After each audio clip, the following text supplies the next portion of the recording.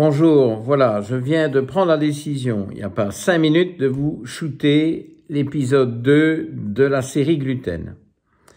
Alors, c'est un peu inhabituel, bon voilà, je suis chez moi, relax, c'est dimanche. J'ai shooté l'épisode 1 hier soir dans des conditions légèrement dantesques. Je n'ai pas envie de me remettre dehors. Il fait jamais que le même 1 degré qu'il y avait hier soir. C'était peut-être plutôt 0 hier soir. Bon, on a gagné 1 degré. Pas mal. Il fait glauque. Il est 2 heures et quelques, il fait déjà noir. Il neigeote. Bon, il y a du vent. Donc, je suis conscient qu'il me faudrait tout le tralala, le stabilisateur, la bonnette anti-vent, la bonnette. Vous voulez que j'aille mettre ma bonnette? Vous aimez bien la bonnette, hein? Vous voulez que je mette une bonnette ici chez moi, juste pour faire dire? Bon, j'ai une écharpe parce que je gèle. Je suis pas trop... Bon, mon immunité n'est pas trop sensationnelle. Secrétaire malade, plein de virus qui planent dans l'atmosphère. Donc bref, je n'y tiens pas, je vous lance la deuxième vidéo. Goliath est déchaîné, il attend sa promenade. Vous le voyez, il a passé, il joue, il a trouvé un jouet qui avait été perdu sous le divan. Je ne sais pas comment il sait, mais quand il signale qu'il y a un jouet perdu sous un meuble, il est toujours perdu, ça c'est certain. Il y a recette planquée quelque part dans le salon, ce qui est dû au plus grand dame de Monsieur Oxo, que je dois raisonner. En fait, je lui fais une psychothérapie, parce qu'il ne supporte pas qu'il y ait les 2 autres petits chats dans le coin. Ça doit être lui, rien que lui, toujours lui.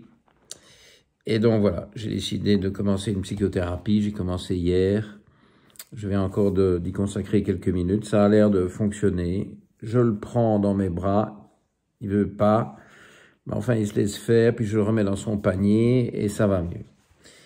Le deuxième épisode sur le gluten, voilà maintenant j'ai Goliath sur mes pieds, le deuxième épisode sur le gluten est consacré au test. Et là aussi, je trouvais que c'était peut-être mieux de faire ça de mon bureau parce que, voilà, j'ai pris un dossier parmi tous les dossiers qui sont derrière moi et que je dois faire pour cette semaine. Parler d'un dimanche.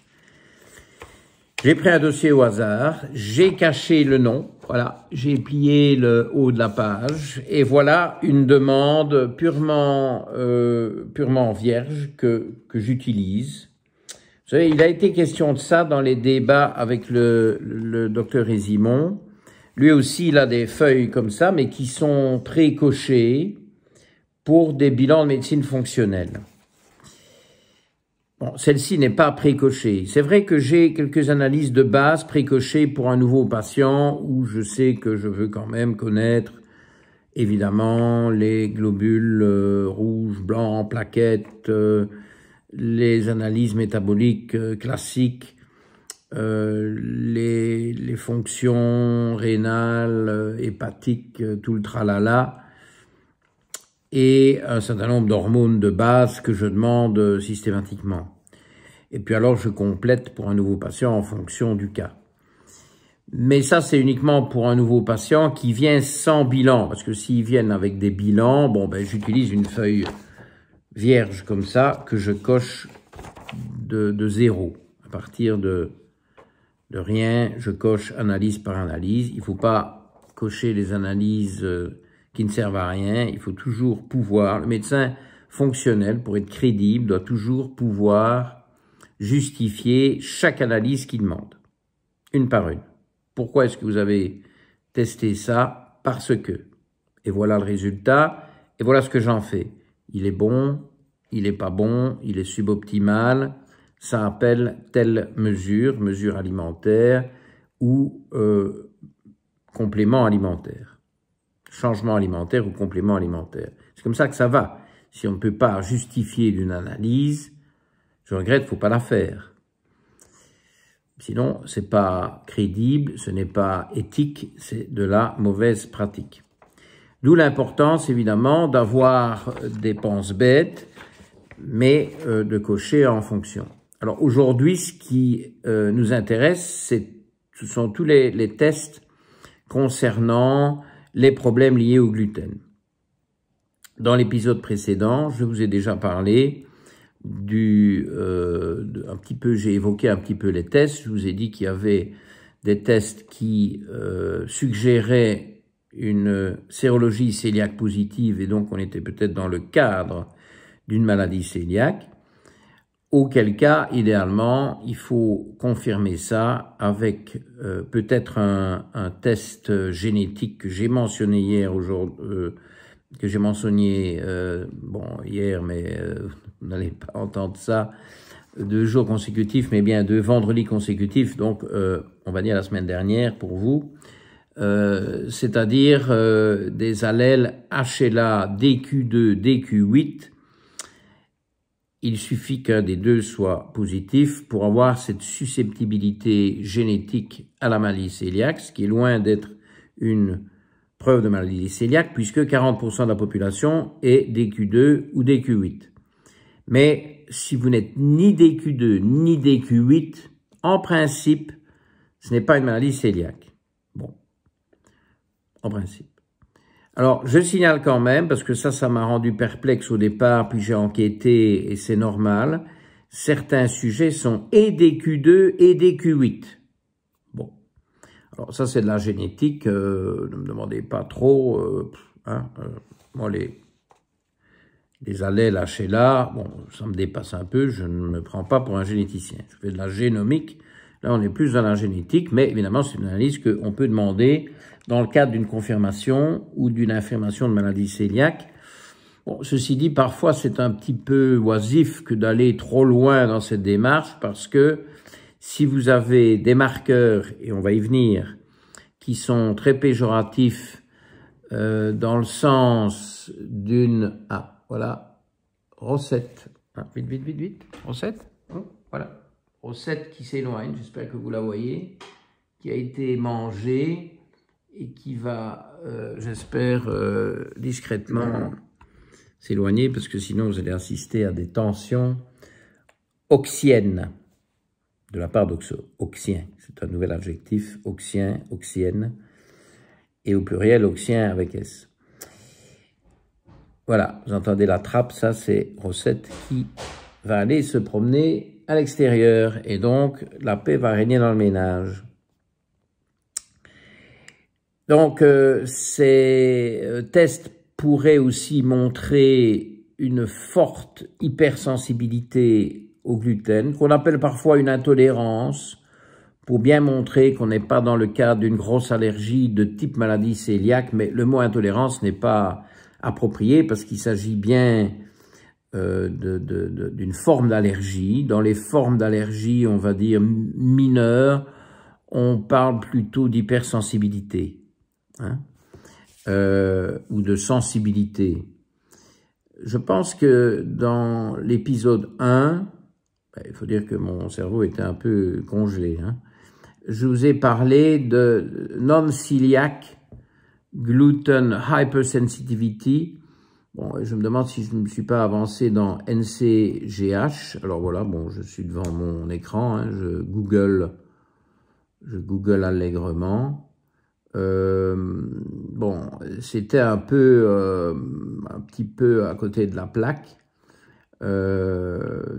NCGH, c'est plutôt le National Center for Geriatric Health aux États-Unis. Bon, on n'en est peut-être pas là. Bon, il y a 36 acronymes évidemment qui viennent de ce NCGH. On va un peu rectifier ça, c'est NCGS. Ce n'est pas Hypersensibility, sensibility, mais c'est Sensitivity plus simplement. Non-Celiac Gluten Sensitivity. Et ça, c'est un un diagnostic qui est maintenant tout à fait accepté internationalement et qui a été lancé par des gastro-entérologues italiens. Il y a énormément d'intérêt en Italie pour la maladie cœliaque parce que, bon, c'est là qu'au départ on a commencé à identifier beaucoup de ces cas. Il y a évidemment l'incitant d'avoir une consommation élevée de pâtes qui peut faire révéler ces cas-là, mais il n'y a pas plus de maladie cœliaque en Italie que dans d'autres pays, hein. Mais bon, voilà, il y a eu un intérêt scientifique de la part des médecins italiens.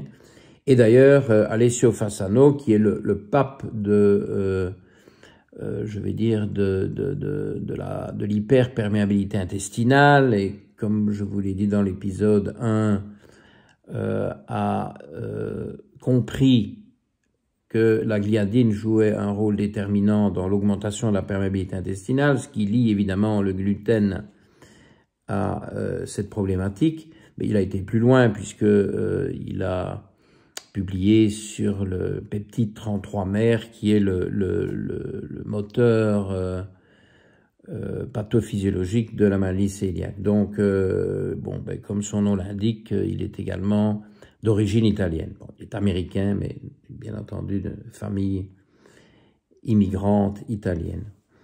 Donc, c'est NCGS. Hein. Bon, on peut utiliser cet acronyme. NCGS, on est dans toutes les nuances de gris qui montrent un problème avec le gluten, mais on n'est pas dans la maladie cœliaque à proprement parler, ou en tout cas dans la suspicion de maladie cœliaque, parce qu'une sérologie cœliaque positive ne garantit pas une maladie cœliaque. Il faut encore la confirmation éventuellement HLA, et alors théoriquement la confirmation ultime qui résulte d'une gastroscopie, donc une endoscopie haute, ou à la jonction entre le duodénum et le jéjunum,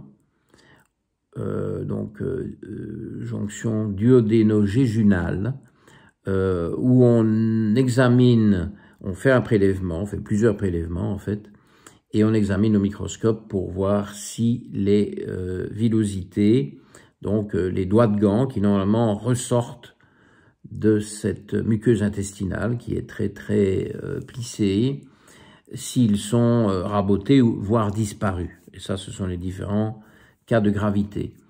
Les bons histologistes, histopathologistes, reconnaissent qu'une forte infiltration en lymphocytes de cette muqueuse, examinée au microscope, signifie aussi qu'il y a un stade plus modéré de maladie cœliaque, parce qu'une forte inflammation de cette zone-là, si elle est bourrée de lymphocytes, suggère qu'il y a un problème avec le gluten. En combinaison, évidemment, avec les tests biologiques. Donc voilà, il y a beaucoup à dire, c'est complexe. Je vous guide tout doucement dans ce labyrinthe. Mais bon, soyons concrets avec les tests, ok? Et alors, bon, ici, certains, bon, ça c'est la façon, vous voyez, je répartis ma feuille en cases, parce que normalement, dans un bilan complet, il doit au moins y avoir une croix dans chaque case. Sinon, c'est que j'ai oublié un domaine. Alors, vous voyez, parfois, on oublie, hein, quand on coche comme ça à partir de 0. Ah oui, et tant qu'on parle de cochage, vous savez qu'on a eu des débats avec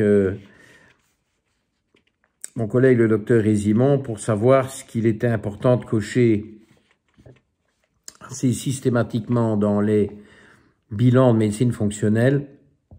Et il est d'accord maintenant avec moi, hein, il a bien dit, mais bon voilà, je profite de l'occasion puisque on est devant ce genre de document pour explorer un cas de médecine fonctionnelle, donc où il y a toujours une certaine complexité, parce que sinon on fait de la médecine générale. Si c'est juste pour savoir si vous êtes anémique, ben écoutez, voilà, vous trouvez au médecin généraliste qui teste votre hémoglobine, votre hématocrite et vos globules rouges. Bon, c'est pas plus sorcier que ça.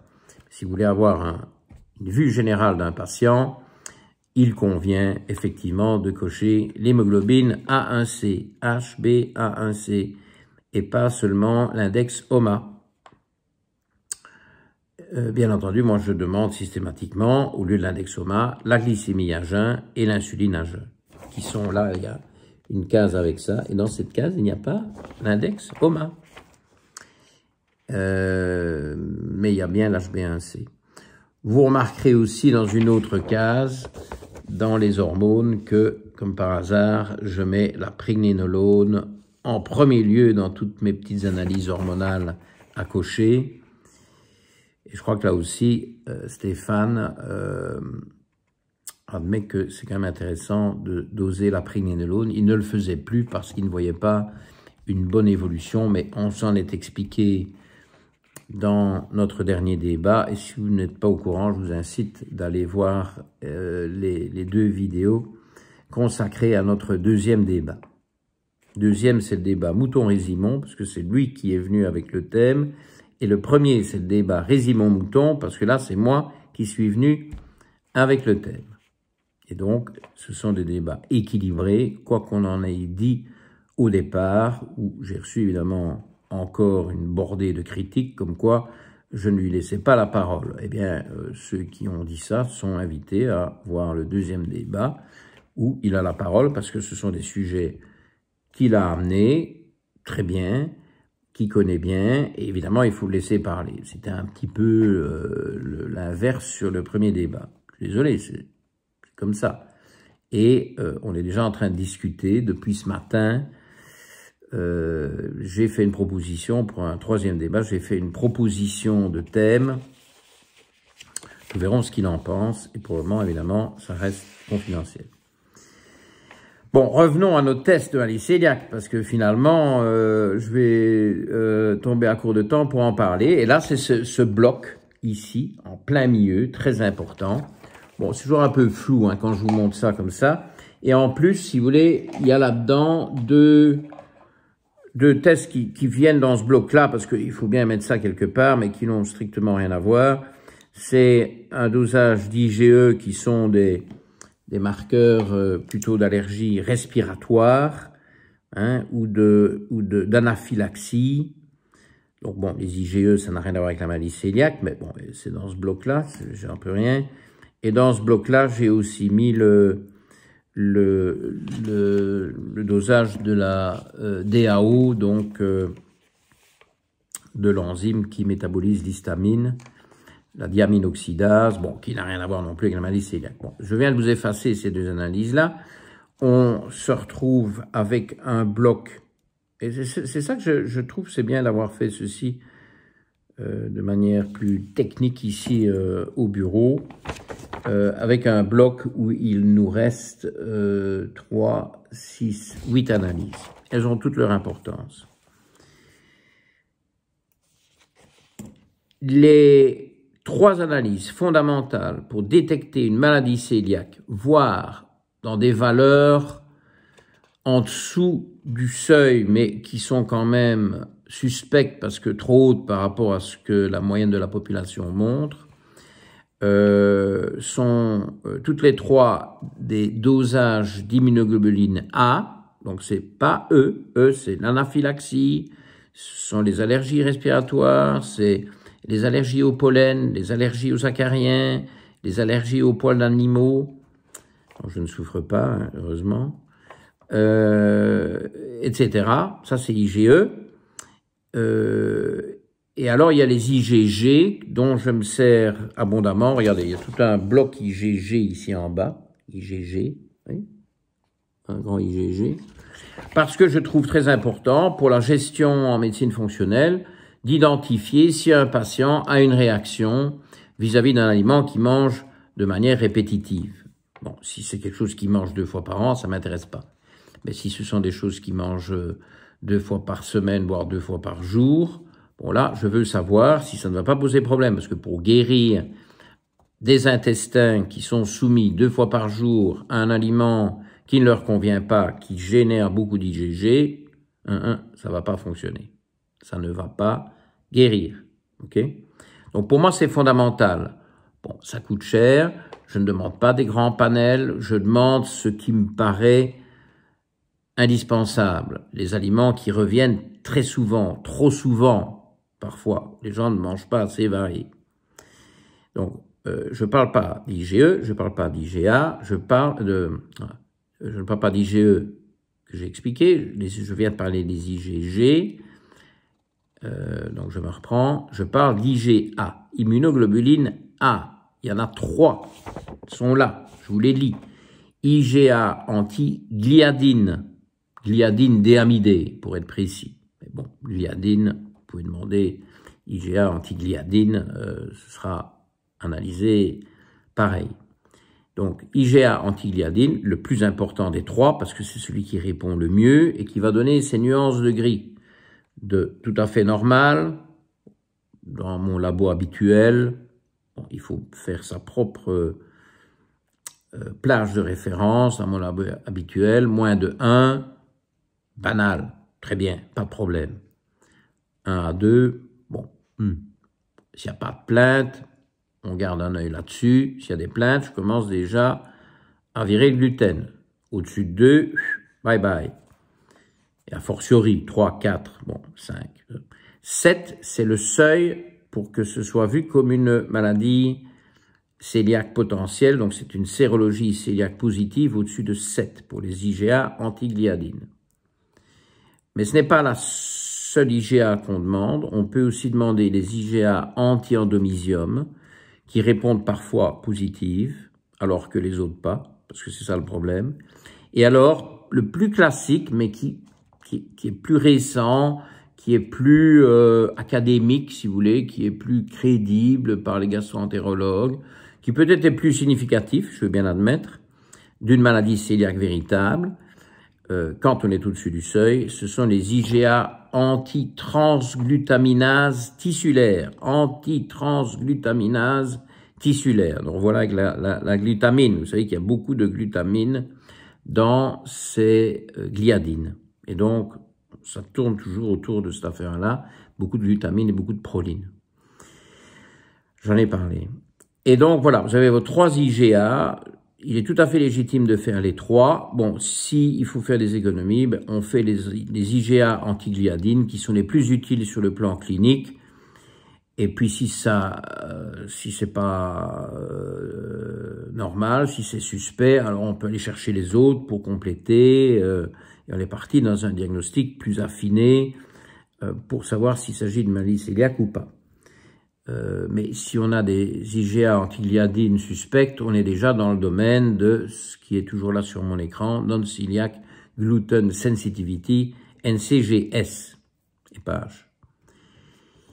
Bon, alors, très important, et vous voyez que c'est la première analyse dans ma case, faire ça sans doser les IgA totales, que vous pouvez demander IgA, hein, sous-entendu total, si vous ne précisez pas sur toutes les IgA, ça ne va rien dire parce que il y a des patients qui ont peu d'IgA, voire pas d'IgA. Déjà, s'ils ont peu d'IgA, tous ces tests cœliaques, inutiles. Ça va rien vous donner. Si c'est des valeurs normales, enfin si, précisons, si ce sont des valeurs normales basses, eh ben on ne sait rien dire parce qu'il n'y a pas assez d'IgA pour que ce soit discriminant. Si ce sont des valeurs déjà un peu suspectes, alors a fortiori, il faut même extrapoler en se disant, bon, ben, s'il y a la moitié des IgA qu'on devrait normalement avoir, eh ben, c'est 2 fois pire que ce qu'on est en train de lire dans ces résultats IgA. Donc, on ne fait pas des analyses IgA dans le cadre d'une exploration cœliaque sans avoir les IgA totales. Ah, oui. Et puis alors, 2 autres tests très intéressants. C'est l'azonuline, qui est un marqueur d'hyperperméabilité intestinale. Ici, c'est l'azonuline sérique, qui augmente quand on mange de la gliadine.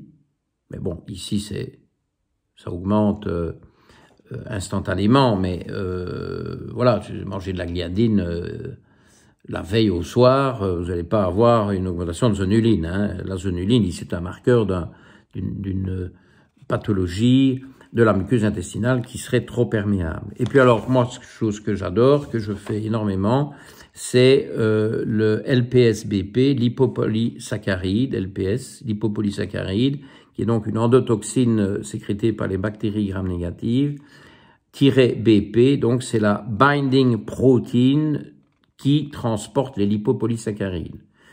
Donc c'est le transporteur d'une endotoxine qui, s'il est trop élevé, vous avez des références du laboratoire, si c'est au-dessus du seuil, eh bien, il y a trop de lipopolysaccharides chez le patient. Or, c'est une grosse molécule qui ne va entrer que s'il y a une hyperperméabilité intestinale. Donc, c'est un marqueur de dysbiose, parce que les endotoxines, il ne doit pas y en avoir tant que ça. Les bactéries gram-négatives ne doivent pas proliférer.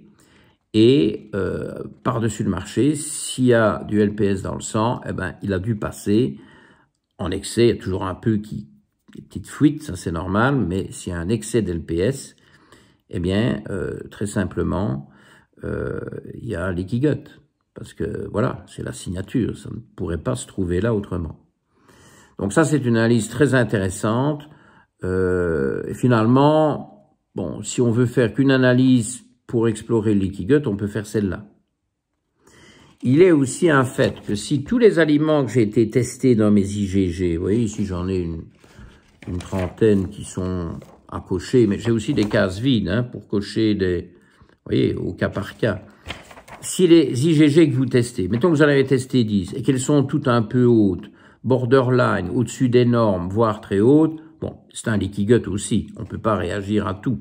Si on réagit à tout, hein, Turtle vient de passer derrière la fenêtre, avec un peu de chance. Je pourrais vous la montrer, mais il ne reste plus qu'une minute. Donc, c'est IgG qui serait haute d'une manière globale, c'est aussi une signature de leaky gut. Okay? Donc, en fait, on a couvert aujourd'hui des tests qui se rapportent au gluten pour différencier tolérance au gluten, non-celiac gluten sensitivity, hypersensibilité au gluten et maladie cœliaque, mais aussi des tests de perméabilité intestinale, parce que tout ça tourne autour du même sujet. Et alors, je vous rappelle, et ce sera mes derniers mots, l'hyperperméabilité intestinale est directement connectée à l'inflammation, à l'allergie et à l'auto-immunité. Donc, c'est très, très, très important, et je développerai ça dans les épisodes suivants. Voilà. On en a fini, il faut être bien dans les temps. Un dernier coup d'œil sur un oxo apaisé et somnolent. Goliath est en train de se gratter sur mes pieds, je ne vous le montre pas. Et je vous dis à bientôt. Bye bye.